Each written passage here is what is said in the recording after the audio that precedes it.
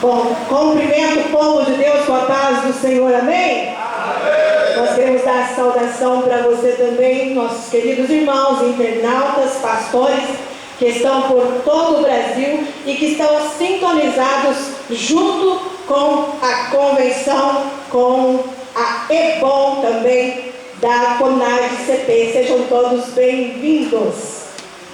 Eu quero aqui agradecer ao nosso reverendo Eliezer, pastora Claudilene, toda a equipe, aos pastores, por esse convite. Eu, quando recebi o convite, falei: pastor, tem muita gente melhor do que eu para poder estar fazendo o encerramento da 13ª EBOM, uma responsabilidade muito grande. E eu falo que para você dar ensino tem que ter o dom de ser professor. Eu sou pastora.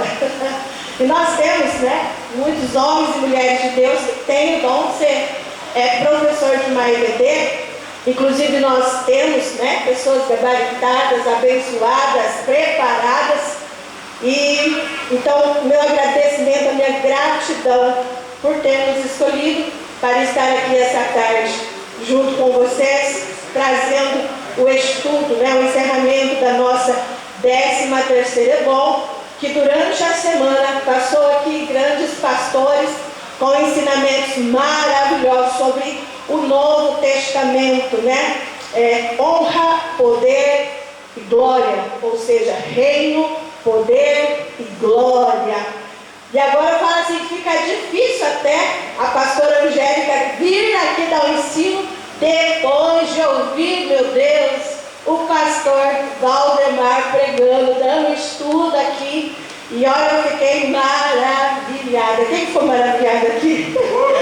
Uma bênção, pastor. É difícil até mesmo para a gente poder dar o ensino depois dele. Podia ter colocado ele para o final. Meu Deus, que bênção. E eu sempre falo assim que é uma honra poder ouvir o pastor Valdemar, com tantos anos na obra do Senhor, sabendo da carreira dele. Eu ficaria horas ouvindo o pastor Valdemar pregando, ensinando. E eu imagino assim, pegar um dia todo ou vários dias na presença desse casal maravilhoso e poder ouvir toda a sua história, toda a sua trajetória. Quantos testemunhos eles não têm, Que Deus os abençoe, pastora Luzia também, em nome do Senhor Jesus. O tema aqui que foi me dado é: dependemos do Novo Testamento. Até aqui, durante toda essa semana, nós aprendemos a razão do porquê do Novo Testamento. Por que o Novo Testamento foi escrito? Por que Deus utilizou de pessoas com as suas culturas locais para escrever a sua palavra? Entretanto, algumas respostas ainda não foram dadas. A pergunta como, por exemplo, e eu creio que você, talvez, que está evangelizando, que está pregando, que está fazendo a obra missionária, com certeza você vai receber alguma destas perguntas, que pode ser essa: por que o Novo Testamento contém apenas 27 livros? Como que esses livros chegaram às mãos das pessoas? Como sabemos que eles não foram adulterados após quase 2000 anos? Se você não recebeu ainda esse tipo de pergunta, se prepare, e é por isso que essa escola se preocupou em trazer esse ensino para vocês. São obreiros, pastores, hoje nós teremos pastores sendo consagrados aqui, e com certeza, na sua caminhada, se você ainda não recebeu essa pergunta, em alguma visita, em algum evangelismo, você vai receber. Eu faço faculdade de Direito, e muitas das vezes até mesmo professores, eles debatem com isso. Eles falam que não acreditam. Muitas pessoas não acreditam que este livro tão maravilhoso, que o Novo Testamento foi escrito de uma forma maravilhosa. E hoje nós vamos descobrir isso. Além disso, o Novo Testamento ele é visto como cumprimento das profecias do Antigo Testamento e oferece uma mensagem de esperança e e salvação. Você pode ver que no Novo Testamento, como eu disse aqui, que ele é visto com o cumprimento do Antigo Testamento em algumas profecias, especialmente em relação à vida e morte e à ressurreição de Jesus, várias profecias sobre o Messias foram feitas e muitas delas se cumpriram no Novo Testamento através da morte e da ressurreição de Jesus Cristo. E uma das mais notáveis é a profecia que nós encontramos. Se você está com a sua Bíblia, eu quero que você deixe ela aberta e que você possa examinar aquilo que a pastora vai falar aqui. Isaías 7,14, que diz que uma virgem conceberá e dará à luz a um filho, chamado Emanuel. E essa profecia se cumpriu quando Maria, uma virgem, recebeu de Jesus. E também temos outras profecias importantes que incluem o nascimento em Belém, que está em Miqueias 5,2, Antigo Testamento. A fuga para o Egito, que está em Oséias, no capítulo 11, no versículo 1. Você pode anotar nessa pastinha que foi cedida a vocês aí, para depois você estar estudando em casa, é muito bom. Vou repetir para vocês as profecias do Antigo Testamento, importante. O nascimento em Belém está lá em Miqueias 5, no versículo 2. A fuga para o Egito em Oséias, no capítulo 11, no versículo 1. E a crucificação, Salmos 22 e Isaías 53. E a ressurreição, Salmo 16, 10. Essas são umas das referências que está no Antigo Testamento, que se cumpre ao Novo Testamento.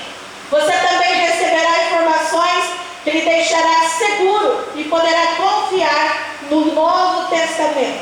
Veja, o Espírito Santo não só inspirou os escritores do Novo Testamento, como também guiou a igreja na formação e na transmissão do Novo Testamento, formado sobre a orientação divina. A passagem bíblica, ela afirma que os homens santos foram inspirados pelo Espírito Santo no Novo Testamento. 2 Pedro 1,21. Essa escritura diz: porque a profecia nunca foi produzida por vontade de homem algum, mas os homens santos de Deus falaram inspirados pelo Espírito Santo. Essa passagem, juntamente com as outras, que se encontra como em 2 Timóteo, no capítulo 3 ao 16, diz: toda a escritura é inspirada por... Toda a escritura é inspirada por... Toda a escritura é inspirada por Deus. Então, quando você receber alguma pergunta pertinente ao Novo Testamento, se a pessoa pode acreditar no Novo Testamento ou não, você tem essas referências bíblicas para debater com essa pessoa que você está evangelizando. Desde uma pessoa simples, um jovem, uma criança, seja uma pessoa, um estudante, seja um professor, seja um empresário, seja um juiz, seja um promotor, seja quem for. Quando você receber alguma destas perguntas, você tem essa referência para dizer: está na palavra de Deus. E a palavra de Deus, ela é viva, ela é eficaz e ela é verdadeira. E todo obreiro, todo bom pastor, ele tem que estar o quê? Vivendo a palavra, comendo da palavra. Porque quando alguém perguntar, vai estar onde? Na ponta da língua. E você vai ter o quê? O poder do convencimento. Aleluia! Então toda a escritura, ela é inspirada por Deus. Reforça a crença de que o Espírito Santo é o autor da Bíblia, tanto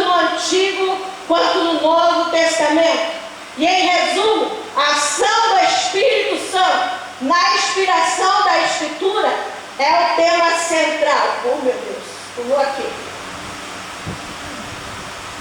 Ah, glória a Deus. É o tema central de hoje. Como é bom e a gente poder ver homens e mulheres cheios do Espírito Santo, né? Então aqui, ó, em resumo, a ação do Espírito Santo na inspiração da Escritura é o tema central tanto do Antigo quanto do Novo, como está em 2 Pedro 1:21.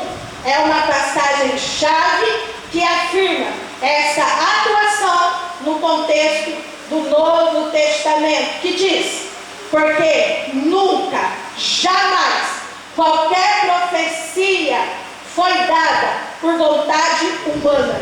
Entretanto, homens santos falam da parte de Deus, movidos pelo Espírito Santo.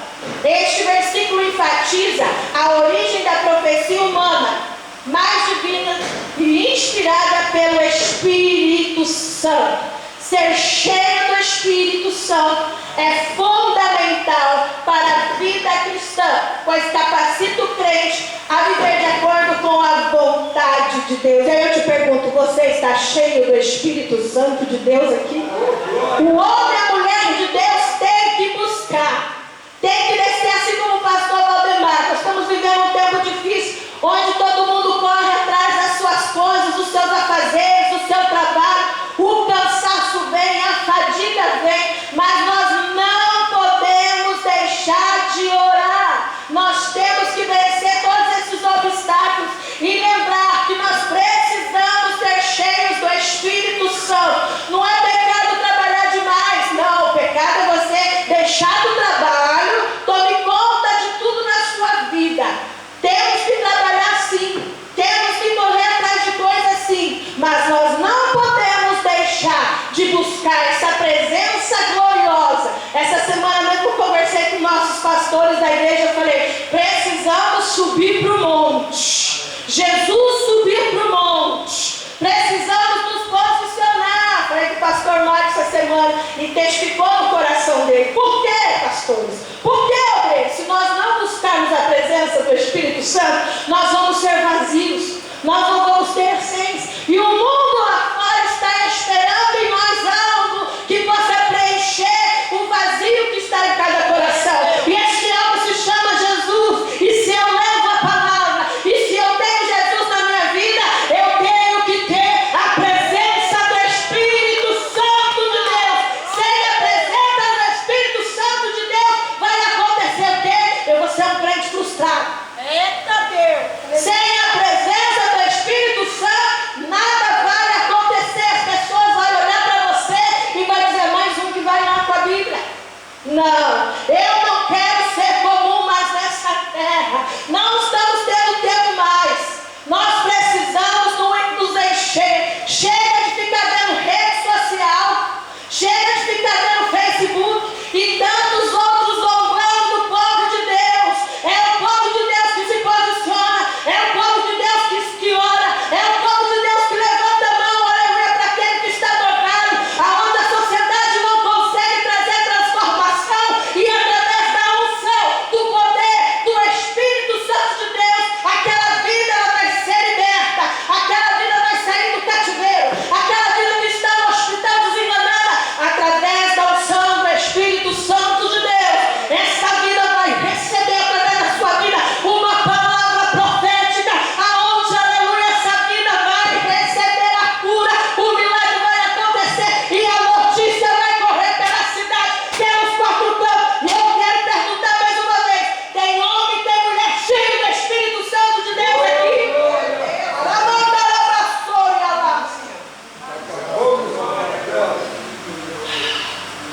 Ser cheio do Espírito Santo é fundamental para uma vida cristã, pois capacita o crente a viver com a vontade de Deus.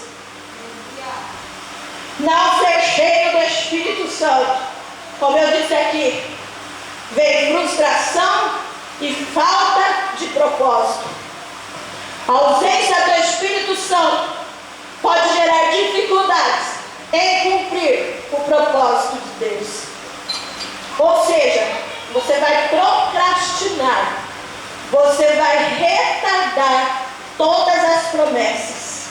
E o pior, vai trazer morte ao teu chamado, ao teu ministério. Então eu digo mais uma vez, o crente cheio da unção, manda glória para cima e recebe poder. Ele passa o mar vermelho e sai para o lado de lá. Ele expulsa os demônios e faz o inferno tremer. Ele louva a Deus da conta. Oh, glória!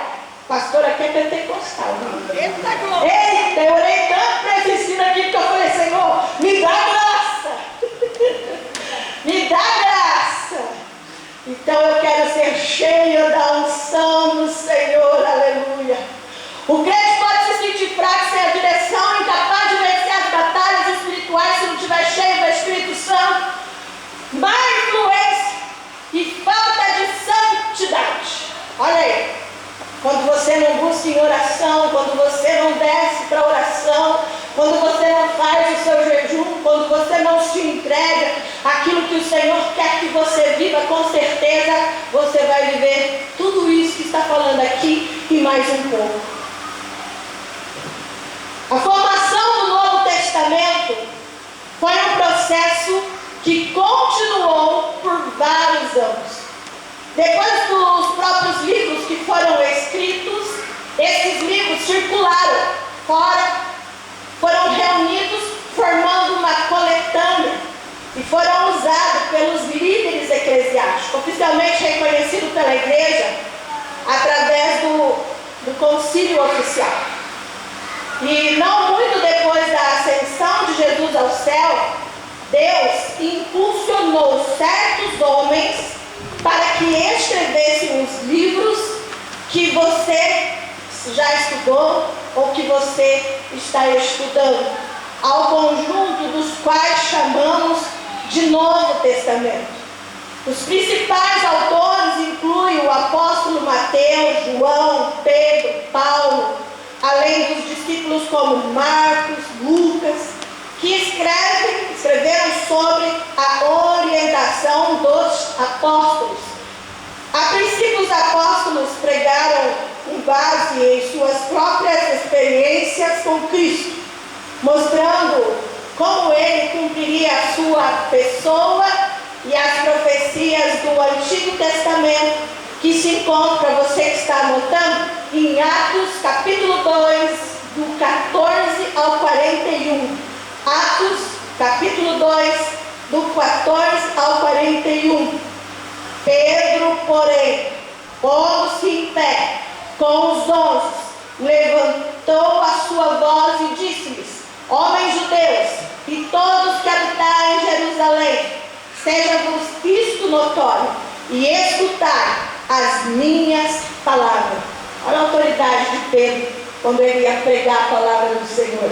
Estes homens não estão embriagados, ele disse, como vós pensais, sendo a terceira hora do dia. Refere-se o relato bíblico de Atos 2, 14, 15, onde Pedro, após o derramamento do Espírito Santo no Pentecostes, justifica o comportamento incomum dos apóstolos. Era tanto poder que veio naquele lugar que quem olhava achava que eles estavam tudo embriagados. E Pedro ali começa a explicar para aqueles que lá estavam que não era bem aquilo que eles estavam vendo. E aí ele começa a justificar e diz que estava falando em línguas diferentes para que uma multidão que os acusava de estarem bêbados. Pedro afirma que eles não estavam embriagados, pois eram apenas 9 horas da manhã que estava acontecendo tudo aquilo lá. 9 horas da manhã alguém vai estar embriagado? Era tanto poder de Deus às 9 horas da manhã, e vai lá Pedro justificar: não, eles não estão embriagados. Mas isso é o que foi dito pelo profeta Joel: e nos últimos dias acontecerá, diz Deus, que do meu Espírito derramarei sobre toda a carne, e os vossos filhos e as vossas filhas profetizarão, vossos jovens terão visões, e os vossos velhos sonharão sonhos. E eu também do meu espírito derramarei sobre os meus servos e sobre as minhas servas aqueles dias, e profetizarão, e farei aparecer prodígios em cima e no céu, sinais embaixo, na terra, sangue, fogo e vapor de fumo. O sol se converterá em trevas e a lua em sangue, antes de chegar o grande dia glorioso do Senhor. E acontecerá que todo aquele que invocar o nome do Senhor será salvo. Olha a promessa. Olha como ele profetizou. Olha Joel profetizando aqui para uma vida futura. E nós estamos vivendo este tempo, onde nós vamos ver, daí que a gente olha para os nossos jovens aí fora. Meu Deus, depois da pandemia, essa juventude virou praticamente um caos. E nós estamos vendo cada vez mais a dificuldade de trazê-los para a casa do Senhor. Mas há uma promessa para eles. Há uma promessa para os jovens. Há uma promessa para as famílias. Há uma promessa para os mais velhos. E nós não podemos abrir mão dessa promessa. Porque eu creio, pode passar céus e terra, mas a palavra não passará. Nós temos que crer, nós temos que acreditar, nós temos que avançar, nós temos que pregar.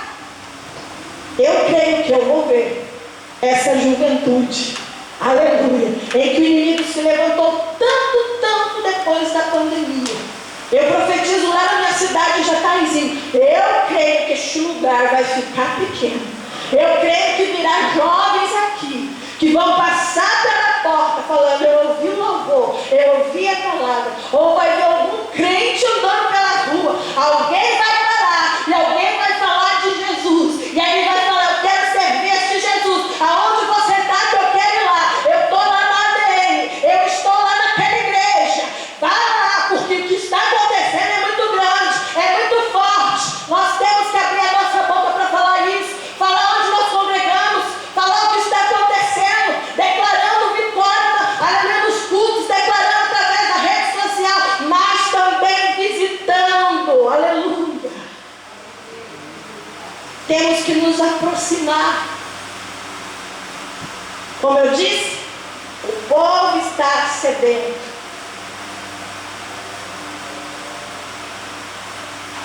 Aleluia. Aleluia. Glória a Deus. O povo está sedento e nós precisamos alcançar estas vidas. Aleluia, Jesus.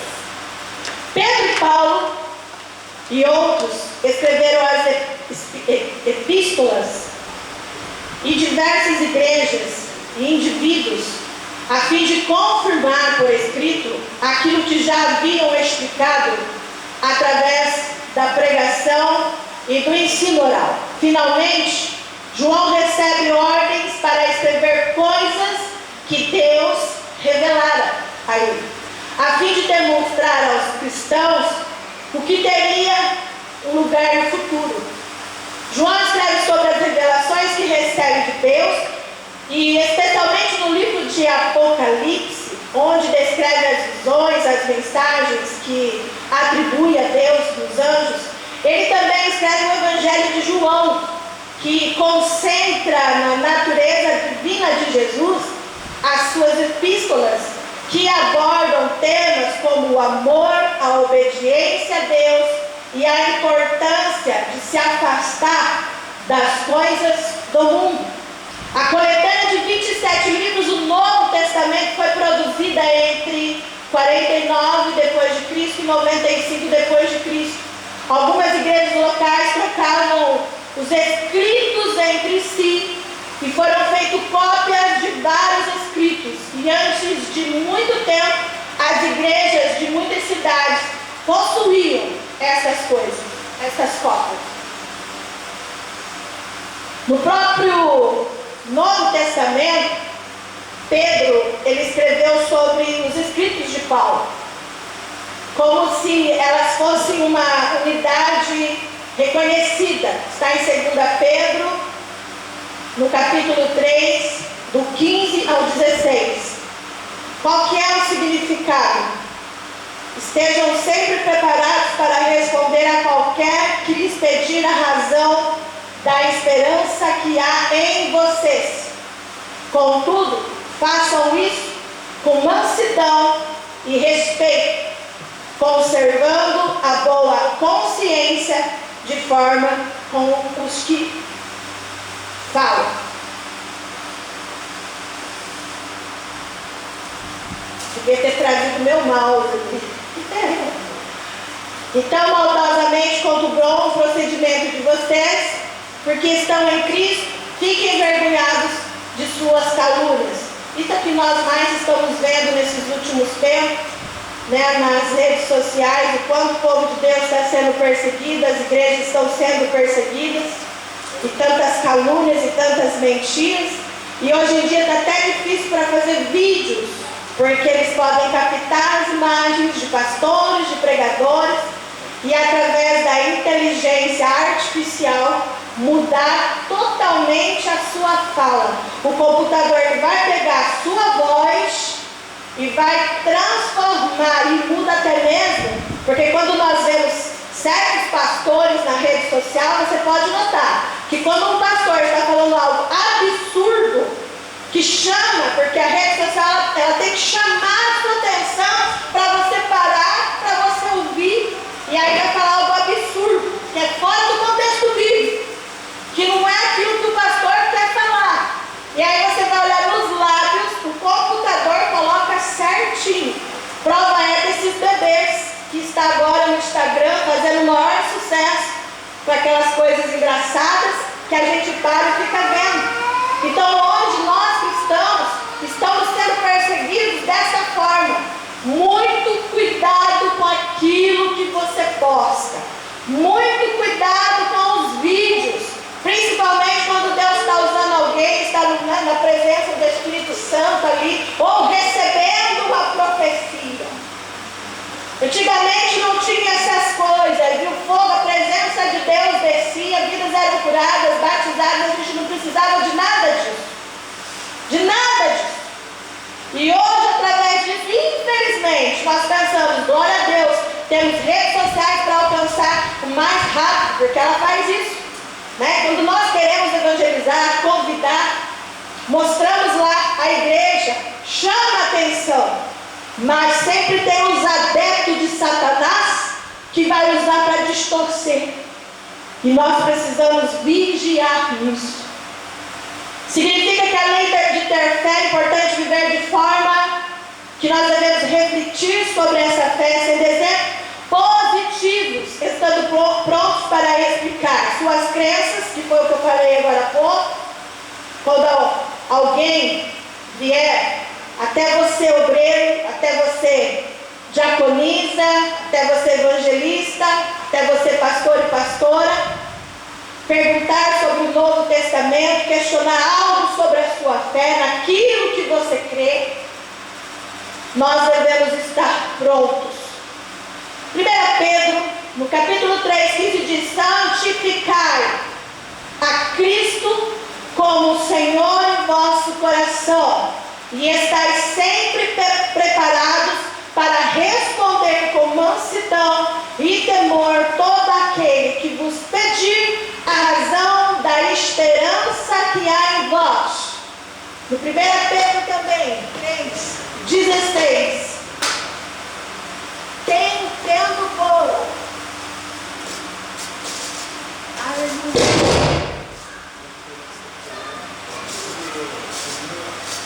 Glória a Deus.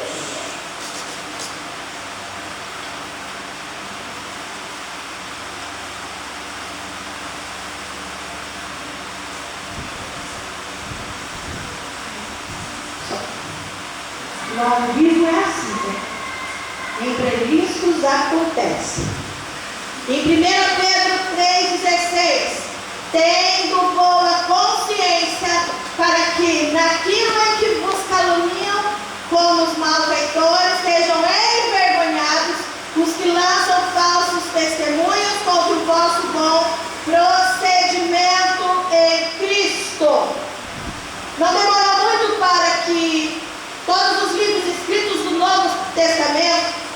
estivessem unidos em uma coletânea e existe um importante manuscrito que contém o Novo Testamento inteiro.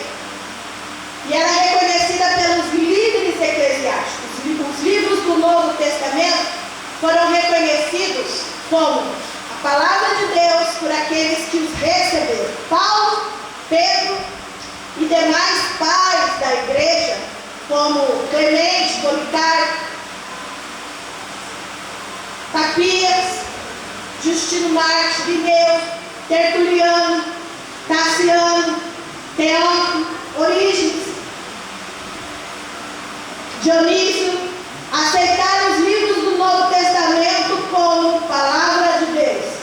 E esses escritos eram lidos na sinagoga do primeiro século e eram utilizados para defender dos falsos profetas. Ou seja, na sinagoga, os livros não eram usados diretamente para livrar dos falsos profetas, mas sim como uma ferramenta essencial para o estudo e o discernimento da verdade. Olha aí para que quer usar. Às vezes fala assim, não é para combater os falsos profetas. Não, é para que você estude e tenha o discernimento da verdade. A leitura e interpretação das Escrituras, juntamente com o ensino de líderes religiosos, ajudavam os fiéis a identificar e a rejeitar os falsos ensinamentos. Por isso que temos que dar prioridade e importância a uma escola bíblica. Por isso que temos que examinar sempre as Escrituras. Estamos vivendo em um tempo onde até mesmo o pastor Valdemar enfatizou muito isso, sobre as heresias, pastores que estão pregando heresias, pastores que não estão frequentando igreja, estão abrindo portas e não estão ali dentro daquilo que a palavra diz e pregam de qualquer maneira, ou então outras seitas e outras religiões que falam em Deus, que falam em Jesus, mas não tem nada de Jesus, nada de Deus. Temos igrejas, infelizmente, lá no campo de Londrina, que realmente não pregam a verdade. E as pessoas estão indo, umas vão por curiosidade, outras vão para ser aceitas, e ali eles estão captando aquelas pessoas. Mas quando você vai ver o que eles estão pregando, totalmente heresia. E aí, enquanto isso, a igreja tem que o quê, povo de Deus? Tem que acordar, tem que se preparar, tem que vir sim para a escola bíblica, tem que pegar de manhã, fazer tudo lá dentro de casa, tomar um café da manhã com a sua Bíblia lá. Eu gosto sempre de fazer um café com Deus. Agora também convido em casa, mas quem vê nas redes sociais, eu tenho lá café com Deus e Evangelho. Adoro tomar um café da manhã, ora ao Senhor, já falo, Senhor, Espírito Santo, fala comigo. O que o Senhor quer para este dia? Ou o Senhor quer me usar para falar com alguém? Ou o Senhor vem aqui, Espírito Santo, usa minha rede social para alcançar alguma vida aí. Mas me dá uma palavra. Gente, isso é automático. Quando você começa a ler a Escritura, o Espírito Santo começa a te revelar. E debaixo da revelação, como foi escrito no Novo Testamento, você pode ter certeza que esta palavra que o Espírito Santo está falando com você, dentro de você, aquilo que Ele está mandando você entregar, fique tranquilo, porque o Espírito Santo vai cumprir. Tem endereço certo, tem a pessoa certa, e dali a pouco alguém vai te procurar e vai falar naquele dia, quando você disse isso, naquele café da manhã, na sua rede social, ou quando você pegou o telefone e ligou para o irmão,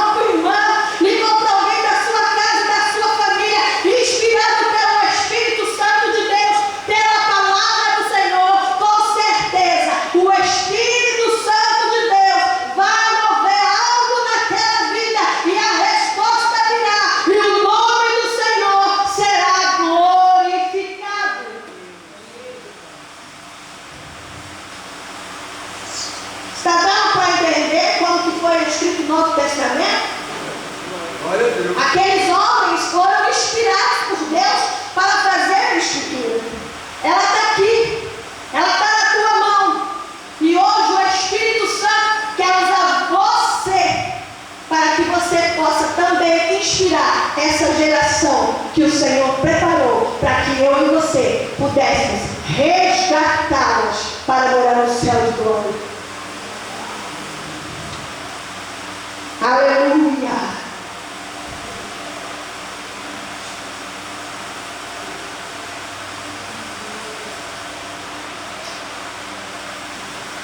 Quase no final do século IV, os líderes eclesiásticos receberam os livros que eram aceitos como inspirados.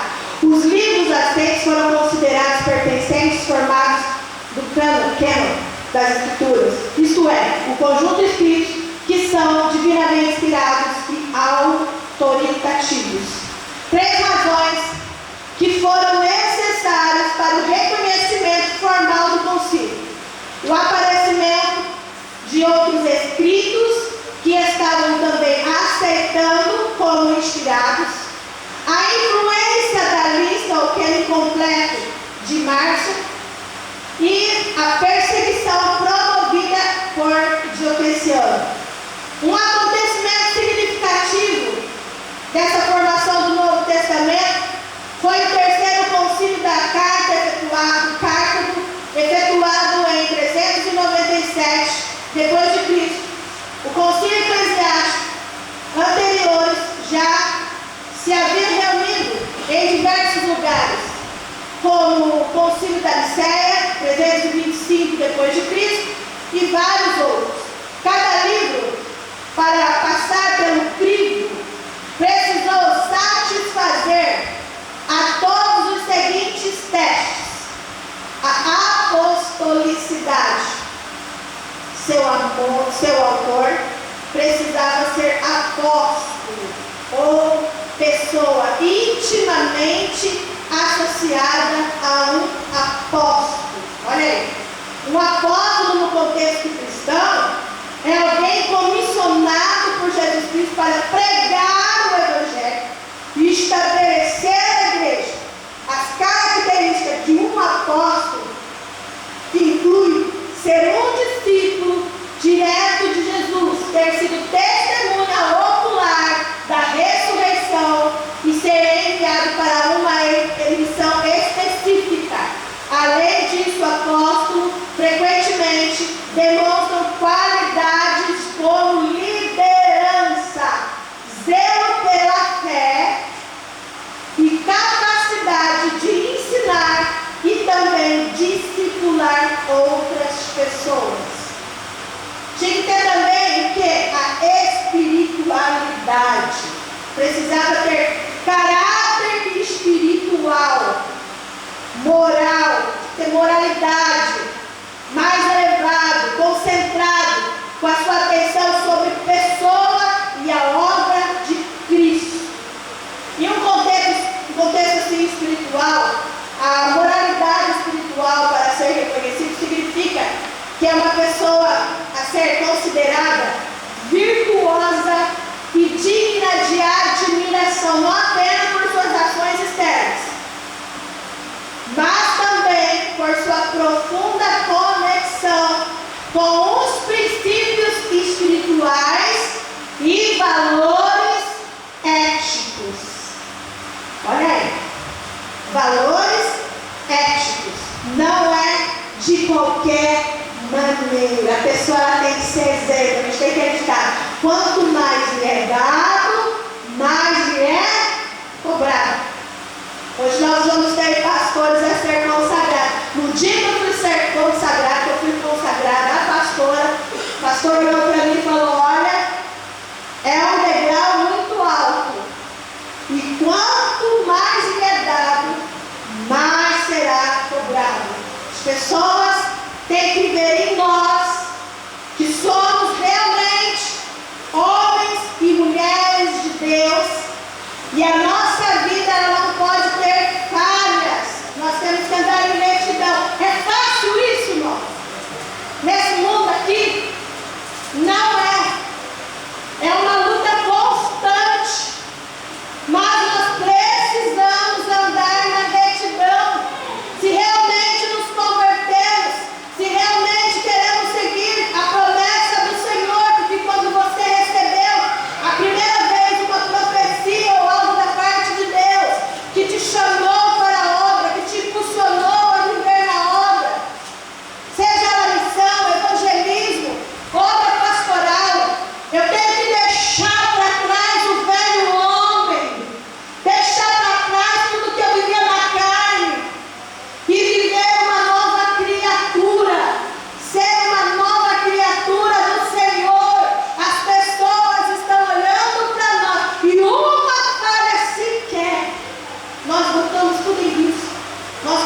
ferver. Precisamos orar, precisamos jejuar, precisamos estar prontos, separados totalmente. Se eu bebia, não bebo mais. Se eu fumava, não fumo mais. Se eu saía para bares, eu não vou mais. E assim por diante. Eu sempre falo dentro da minha casa, nós não podemos servir a dois senhores. Nós temos que servir a um só. Quem é que tem cuidado de nós? Quem é que tem nos abençoado? Quem é que mudou a nossa sorte? Quem é que nos tirou lá do lamaçal do pecado? Quem éramos nós? Quem é você? E o Senhor olhou para você e te fez uma promessa, assim como eu, quando morava nessa cidade há 23 anos atrás, e eu já falei em algumas igrejas, que o meu pai olhava para mim e falava: a qualquer momento eu vou achar essa menina com a boca cheia de formiga, porque eu andava no meio dos traficantes dessa cidade, me prostituindo, saindo com um, saindo com o outro, bebia mais do que homem, era cachaceira, apelidada, eu mulher, olha só, apelidada de cachaceira, lá vai a cachaceira, porque quando se fazia churrasco, eu fazia aposta para ver quem bebia mais, se era um homem ou era mulher, e eu bebia mais e tirava aquelas caixas assim, ó, nessa cidade. E quando meu pai falou: vou achar ela com a boca cheia de formiga, olha para ver a situação deplorável que eu estava, mas lá do alto o Senhor olhava para mim, aleluia, e falava: não vai achar ela com a boca cheia de formiga não, porque eu tenho um plano na vida dela, eu vou levantar ela dessa situação, vou fazer uma obra na vida dela, ela vai levar a palavra, ela vai pegar a palavra, vou exaltar. E é isso que o Senhor está fazendo com vocês aqui neste lugar. Então nós não podemos vender, não podemos entregar de bandeja para Satanás aquilo tão precioso que o Senhor está nos entregando aqui neste lugar e que te entregou no teu ministério.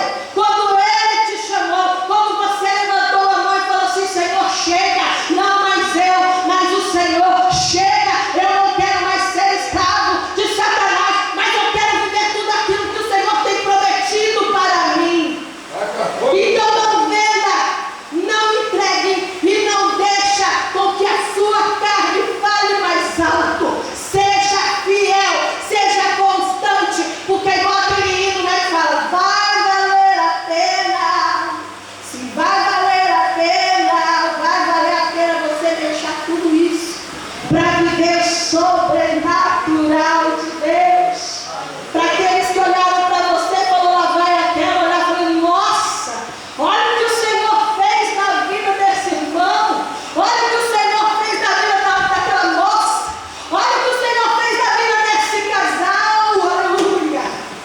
Sabe o que eu olhava, pastor Valdemar? O que me chamava a atenção de quando eu vi alguém passando com a Bíblia debaixo da mão, eu com a Bíblia toda torta, e eu olhava lá aqueles irmãos, casal, com filhos, com a Bíblia debaixo do braço, parece que eles iam no culto segunda, terça, quarta, todo dia. Eu falava: não, mas que fé é essa? Mas era a coisa mais linda. E eu falava: um dia eu vou ser assim, eu quero ser assim. E você pode ser assim. Então mantenha-se firme. Aleluia. E aqui também fala sobre a universalidade. Precisa ter sido aceito pela igreja como um todo. Então, vamos terminar. Precisa também inspiração. Precisava encerrar as evidências inequívocas de que fora inspirado pelo Espírito Santo. É importante observarmos que os líderes eclesiásticos jamais poderiam fazer um escrito qualquer tornando-se parte do cano. O que é o cano? O cano bíblico refere-se à coleção de livros que em uma comunidade religiosa e cristã ou judaica considera como divinamente inspirados, portanto, autoritativos, vem do termo grego que significa regra ou vara de E no contexto da Bíblia, isso implica que esses livros são considerados um padrão ou regra pela fé e prática. A tarefa dos líderes era reconhecer os escritos que mereciam o caráter da posição para serem incluídos no cânon. É evidente, porém, que o Espírito Santo guiou estes líderes, porquanto os livros que eles reconheceram têm resistido aos testes dos séculos e têm sido suficiente para cada necessidade da igreja. Há muitos manuscritos antigos. É verdade que nenhum dos livros originais do Novo Testamento continua existindo. Muitas centenas de cópias do mesmo têm sido encontradas e preservadas. E algumas dessas cópias procedem de tempos tão remotos quanto o segundo século da nossa era. E esses manuscritos e pergaminhos gregos, as tradições e versões, as citações feitas pelos líderes eclesiásticos e os lecionários ou lição de literatura usados das igrejas locais. E aí vem os papiros e os pergaminhos gregos. Os livros, as epístolas, essa palavra é difícil, né? Epístolas originais e as primeiras cópias dos mesmos foram escritos em uma subsistência denominada papiro. E mais tarde fizeram cópias de material de pergaminho. Era um material feito de folha de cana, de papiro, que cresce no Egito. A princípio, os manuscritos foram copiados em rolos de papiro, folhas separadas que eram cortadas e costuradas, formando um volume chamado codex, semelhante à feitura dos livros odianos. O papiro era frágil. O papiro era frágil. E em climas secos do Egito, as folhas de papiro elas podem perdurar centenas de anos. Mas em clima úmido, as folhas se estragam. Você pode estar visitando, por exemplo, no Google e colocar as pesquisas sobre os papiros. Eu achei muito interessante. É gostoso você pesquisar, porque você vai entender como eram feitos, como era escrito, era tudo em letras maiúsculas. A condição, né, como está falando aqui dos papiros, né, as folhas, o clima, o que podia acontecer. Pesquisem um pouco de Deus, que é muito bom. E os escritos dos pais da igreja. Agora a citação de líder utilizando o Novo Testamento no primeiro século da era cristã. As citações feitas por esses escritores mostram que os manuscritos do Novo Testamento eram conhecidos entre eles. Além dos manuscritos gregos, haviam várias versões. E além dos que contêm porções dos pais da igreja, também há mais de 2.200 lecionários que contêm porções do Novo Testamento. Esses lecionários eram utilizados para leituras públicas da Escritura nas igrejas locais. Os mais antigos encontrados pertencem ao 6º século da nossa era. Há pelo menos 5.300 manuscritos lecionários que incluem o Novo Testamento, que é o que eu falei. Eles eram escritos em letras maiúsculas no grego. E o apóstolo Paulo escreveu várias cartas conhecidas como Epístola Paulina, que foram enviadas às igrejas e os indivíduos para instrução, correção e encorajamento. E essas cartas elas faziam parte do trabalho missionário de Paulo, que visava fortalecer a fé dos cristãos, resolver problemas internos das igrejas e esclarecer a doutrina. Então, assim, como conseguimos, né, o Novo Testamento? Você pode imaginar aqui Pedro chegando lá em Roma. Imagina aí, Pedro chegando em Roma, encontrando Marcos com o pergaminho, e no diário começa ali Pedro a escrever nesse pergaminho, e também assim o apóstolo Paulo na cela com a prisão romana, e o seu secretário, talvez o Tércio, né, começa a escrever o pergaminho, as suas preocupações com o que vem acontecendo no mundo. Já a cena muda, agora essa carta começa a chegar ao seu destino, aquilo que Paulo escreveu já chega no destino dele. Aleluia! Dá para você imaginar como que era feito esses pergaminhos? É maravilhoso o povo de Deus. E aí, essa carta, ela tem o destino certo, talvez lá em Colosso. E nesse caso, o portador dessa carta, ela está tão ansioso para se reunir com os cristãos locais, para que eles ouçam a leitura dessa carta, e precisava ser rápido, pois os laodicenses também receberam essas cartas. Lá em Colossenses 4,16, diz: e quando esta epístola tiver sido lida entre vós, fazei também os que seja da igreja dos laodicenses. E a que veio de Laodiceia,